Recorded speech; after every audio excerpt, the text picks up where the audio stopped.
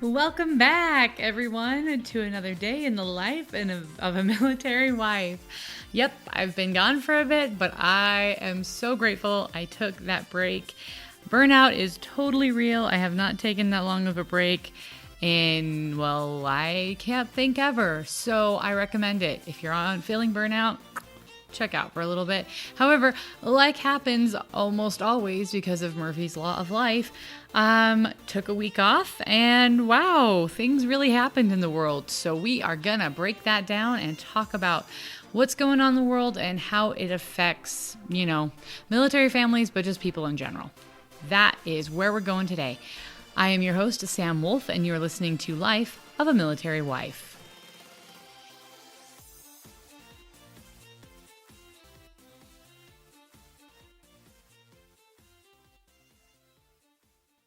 Okay, so let's talk about what's going on in the world.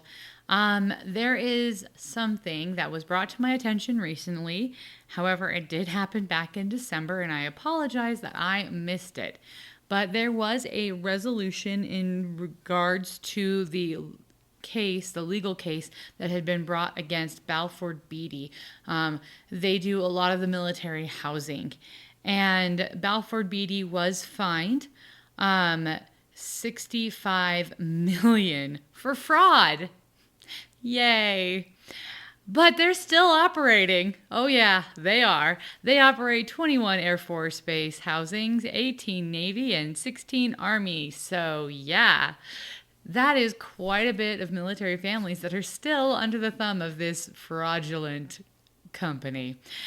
And honestly, the things that they've been found accused of are not taking care of toxic mold and subjecting military families to that, infestations that they ignored, as well as refusing to do repairs or lying about doing repairs. Yeah, which, in one case that I know of, they did not take care of an electrical situation, and there was a maintenance issue with electrical, and the place burned down, and the family lost everything. So, good times. But they got that little slap on the wrist. I know that for some people, 56 million sounds like a lot of money, but for this company and how much they rake in from military families, that's just a drop in the bucket. It's barely a punishment at all. So, who is that money going to? Well, 31.8 million will be going to the United States military to pay them back. Probably not going to end up with the families who've had to live through this and still are living through this, by the way. 33.6 million will be going to be paid in criminal fines. Yeah. And yet, most of the military families are totally unsatisfied with this resolution. At least I know I am. Because I've lived in Balfour Beatty housing. I have dealt with Balfour Beatty personally because that's the military housing that's available. And there's really no competition. It really is, by and large, a monopoly. And I know personally of cases where they have not fixed electrical in my own home. After we've reported it for a year, they came by and claimed they fixed it, but they didn't actually fix it. So yeah, persistent electrical problems. Hey, that's fun. There's instances with infestation, specifically with mice and other rodents, spider infestations. Yeah, we had to deal with that one too. My son happened to be allergic to the type of spiders that were infesting our home. And it took forever, and they were not regular about making sure things got sprayed. Or they would schedule for the bug company to come and spray, but not tell us. And so we weren't home, and the bug company, because it's an secondary contractor or whatever, could not enter the home. And so the spraying just wouldn't get done, and we would never know. It just wouldn't happen. So this is what they do. This is just how they operate. And I have spoken to military spouses in lots of different duty stations and several different branches of the military, and it's their MO. They're just not responsible. And the military community is quite frankly just sick of it. We fill out our surveys. I've been filling out my surveys. I told you all, fill out your surveys. Yeah, I don't think the military got the message. We want a new company. We want a company that will actually maintain the homes we live in and take care of the problems we have and provide a safe and healthy living environment for our families. And they don't have that track record, and they aren't doing it still. And I want a new company. I want someone new. I want someone who will actually do the job. And I don't feel like that's asking too much. I just don't feel like after admitting to fraud and being found guilty of fraud and being fined millions of dollars, they should keep their contracts. I just don't agree with that. So that is the update I promised to give you guys. That is what's currently going on. Hopefully, with this most recent round of surveys from military families, the Department of Defense or someone will start to realize that maybe they need a new company. We can hope, right? Right. Anyway, so that's number one. That is the first thing I really wanted to cover. I actually had a whole thing I was going to talk about Ukraine, and I will get to that. I promise I will get to that. However, a couple things like the Balfour Beatty information being brought to my attention, as well as this next one, the burn pits, it happened too. So I'm promised to keep you informed on what was going on, and so that is what I am going to do. Last night, and again, I'm recording this on Wednesday because I was out of town, and I did get to hear the State of the Union, and in the State of the Union last night, President Biden addressed burn pits, and it's great that it's finally getting acknowledged, and that's a step in the right direction, but I feel like we have a few more steps to take. So for anyone who missed my previous two explanations on the whole burn pit situation, and please, if you or your loved ones, anyone you know, veteran, active duty, reserved, was exposed to a burn pit, they need to get on the burn pit registration list. They stopped, the only information I can find of an actual head count of victims of burn pits, the last count was taken back in 2014, which was quite a while ago. And seeing as they didn't get rid of burn pits, more people have been exposed since then. We need a comprehensive list. We need to be able to show Congress and the VA that this is a credible issue that they need to take more seriously. And that registration is one of the keys. So if you know somebody who's suffering from this, please get them the information I'm about to share. Also, please get them to sign up because it's important. So burn pits. Burn pits are these large, huge, exactly what they sound like pit that they burn stuff in. And just as a friendly little recap, the stuff burned in burn pits are, and not limited to, human waste, medical waste, ammunition, paint, plastic, rubber, styrofoam, other toxic chemicals, spoiled food, lubricants, and petroleum. Toxic, can I say much? Yes, toxic. So, a lot of these burn pits are also in places where there's already bad air quality, not enough air circulation. The soldiers and airmen and military personnel in general, reservists, who are working the burn pits or around the burn pits are exposed to these toxic chemicals. They're breathing them in all the time. And my husband was asked to actually run one of these burn pits at one point, like after they realized they were killing people. So that's always fun. All right, and the next key is, so that's what is being burned in these burn pits. What is this causing is the next major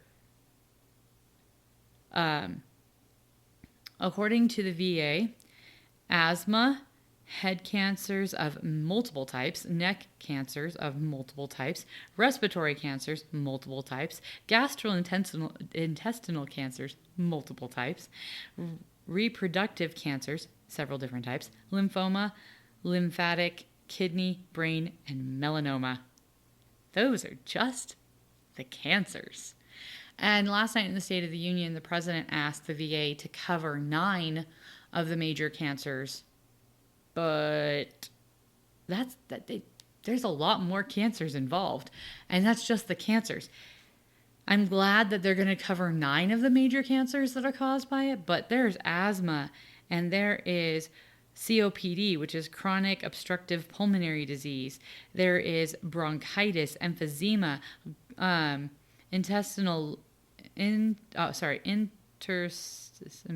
lung disease, pulmonary fibrosis, sinusitis, rhinitis, just to name a few. There's more that are not being covered, that are just not happening. And a lot of veterans' claims are being denied. I actually met a veteran his son was on the same baseball team as my son this last summer, and he had been exposed and was having major health problems and trying to get the VA to cover it, and the VA was just not covering it. So this is a huge issue, and it's affecting quite a few soldiers. Like I said, the last head count of affected veterans was 3.5 million veterans, and that was taken in 2015. It's been a few years, and guess what? We still have burn pits. In fact, where do we have burn pits, do you ask? Oh yeah, let me tell you. We have had. Now, one of these countries, we no longer have burn pits, but it's not because the government decided to do something about the burn pits. It's just because we no longer have soldiers there. But the places where we had or have burn pits, where military personnel are or were being exposed, are, but not limited to, Afghanistan, Bahrain, Cameroon, Chad, Egypt, Ethiopia, Ghana, Iraq, Jordan, Kenya, Kuwait, Libya, Nigeria, Pakistan, Philippines, Saudi Arabia, Somalia, Sudan, Syria, Tunisia, Turkey, United Arab Emirates, Uzbekistan, and Yemen. Just to name a few. Yeah. Now, I will say, at least one of those countries, the burn pits are no longer operational. But it's not because they decided to take the burn pits out of commission. It's because they took the soldiers out of that country. You know which one it is. And so that takes me back to my whole previousness about this. I am really grateful that they are finally trying to get legislation and recognition through the VA so that those who have been exposed can get treatment. But why aren't we fixing the problem? It's like, putting a bandage on a broken arm. It's not actually going to fix it. You need to mend the arm. You need to do it. And the fact that Congress has known for sure that this has been a problem at the latest by 2015, and we're now in 2020, just wondering, why are we still using these burn pits? Why aren't we shutting these burn pits down? In the last 7 years, could we not have come up with a game plan on how to reduce their use and get rid of our waste another way that would not harm the health of our military service members? 7 years. 7 years and no game plan that I know of. So, like I said, it really is good that this was brought up in the State of the Union. I'm glad that attention is being called to this subject. I just don't feel we yet have answers or movement. There has been numerous bills presented multiple times in Congress, both houses, bicameral, bipartisan, and none have made it to voting. None have made it out of committee. And that is a betrayal of our military service members. Keeping these burn pits going, in my opinion, is also a betrayal, but that's another story. But the fact that the legislation has never, ever made it to a vote is just unexcusable. So, we followed the legislation that was put in front of Congress last year. Sadly, it died in committee. Hopefully, this year, something will happen. Some movement will be made. Our veterans will get the medical care that they have deserved for decades now, because these burn pits have been in use now for over 20 years. Burn pits have been harming the health of United States military service members longer than Agent Orange was in Vietnam. And it's about time something gets done. So, yay, it got mentioned. Hopefully, now we get some traction. We'll have to see. So, so that's the whole situation with burn pits, and that's the update. It was brought up in the State of the Union. Action was asked for by the President of the United States. Now we'll just have to see if the VA actually does what they were asked to do, and if that actually helps the individuals who keep getting denied. And hopefully coverage will get expanded to all of the other things that are being caused by these burn pits, as well as legislation. And maybe, just maybe, someone will come up with a plan to shut them down. Here's hoping. So, new year, maybe it'll happen this year. That takes us to Ukraine. So there is a ton to talk about in regards to Ukraine. And I am going to focus in on a few in particulars. There is just too much to cover in what time I have left.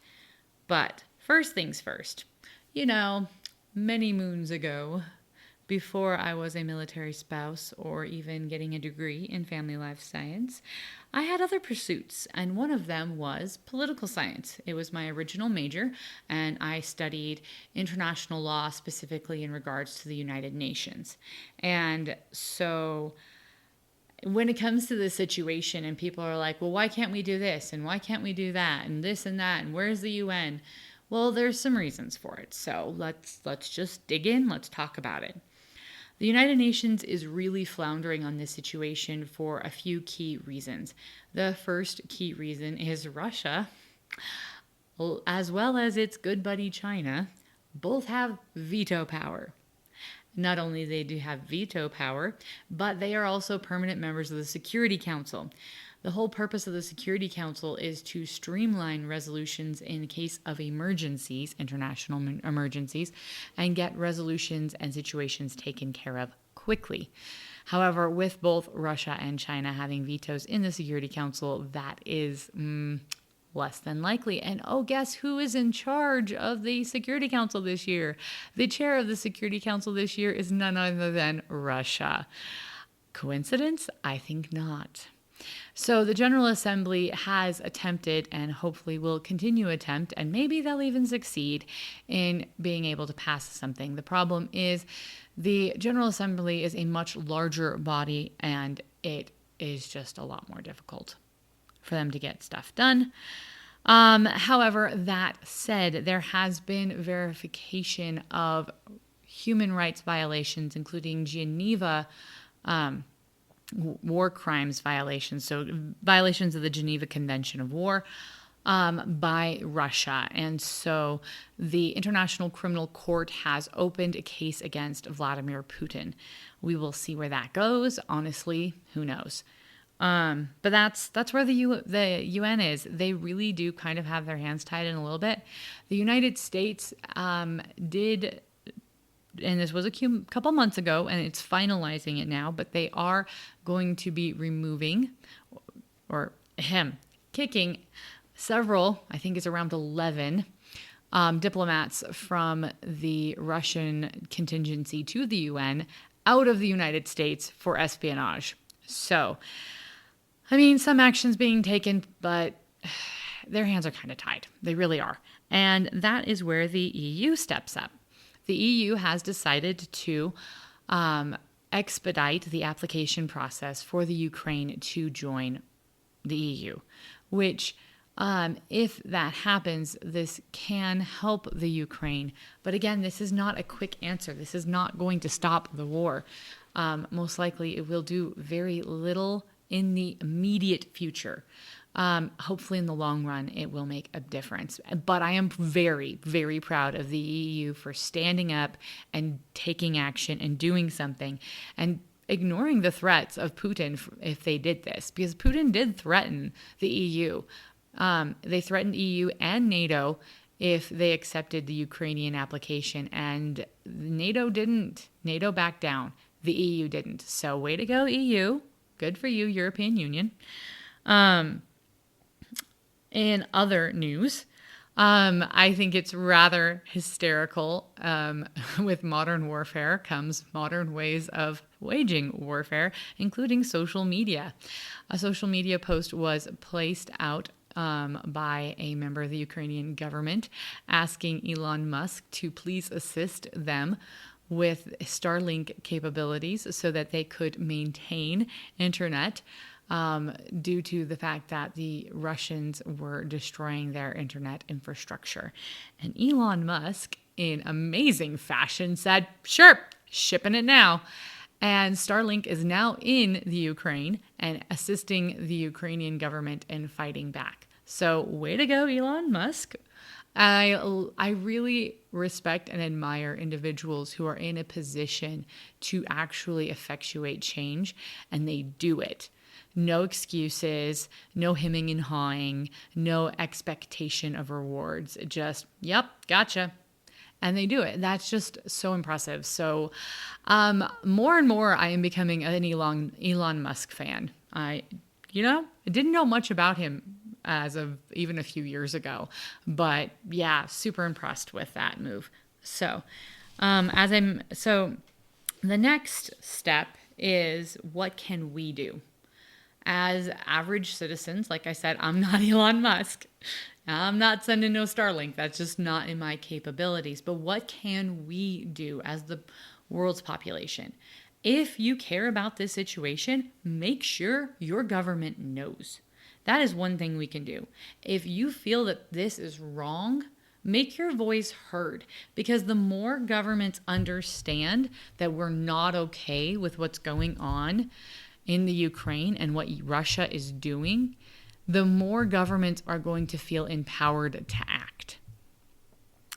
Because really, governments, in theory and ideally, are here to represent their citizens. And so if they know their citizens are behind them, they're more likely to step forward.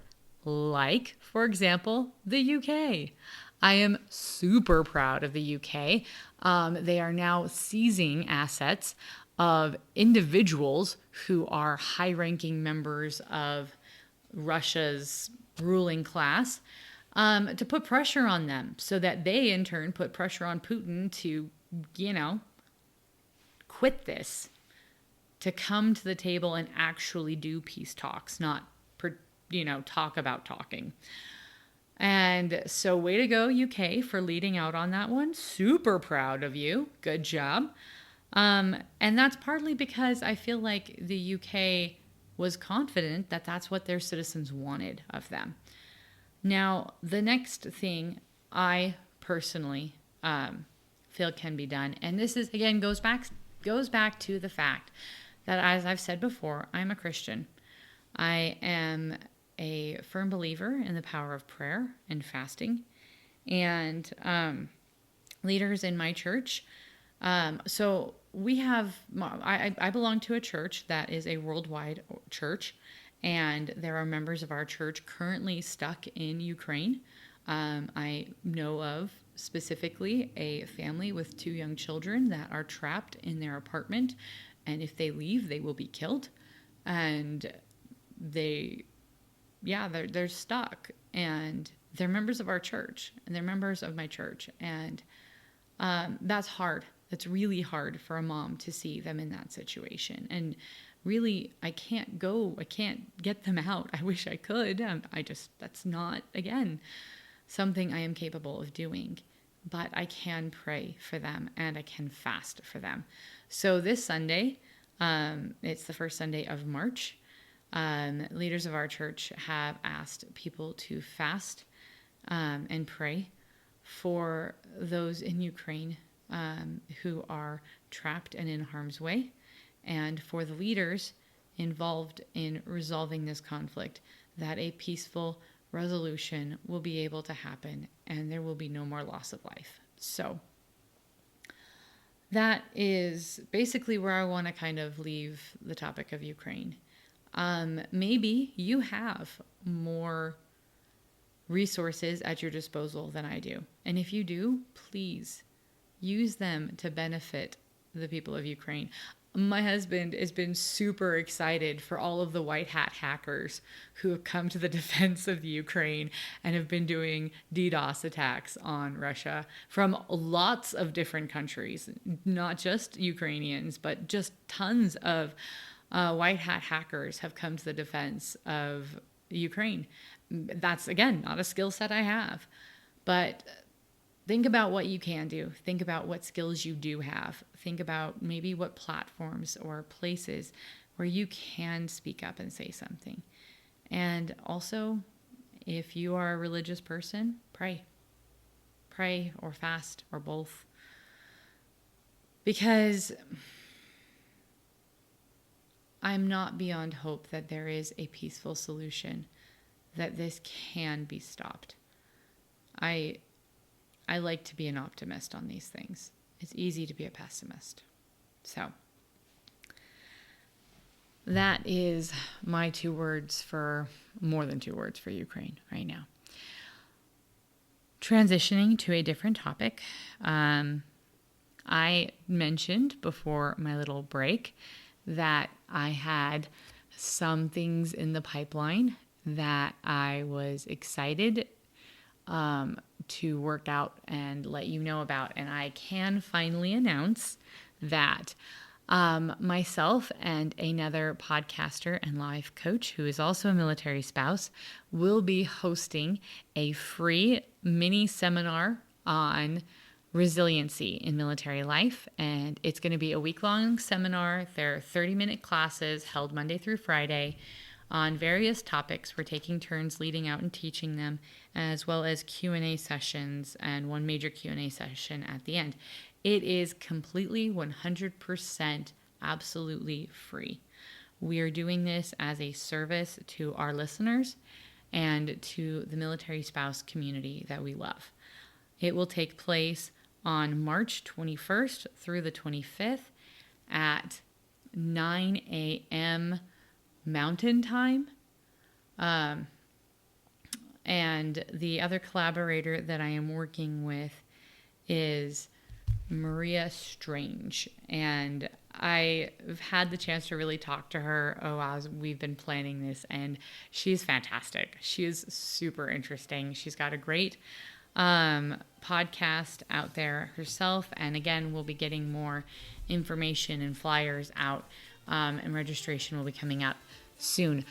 So super, super excited. We have yet to decide if there is a cap on number of participants that we are going to put. So register quickly, register right away, because as soon as the registration drops. That said, this is just been a really awesome experience, and I'm excited to share it with you. So you're listening to Life of a Military Wife, and I am your host, Sam Wolf.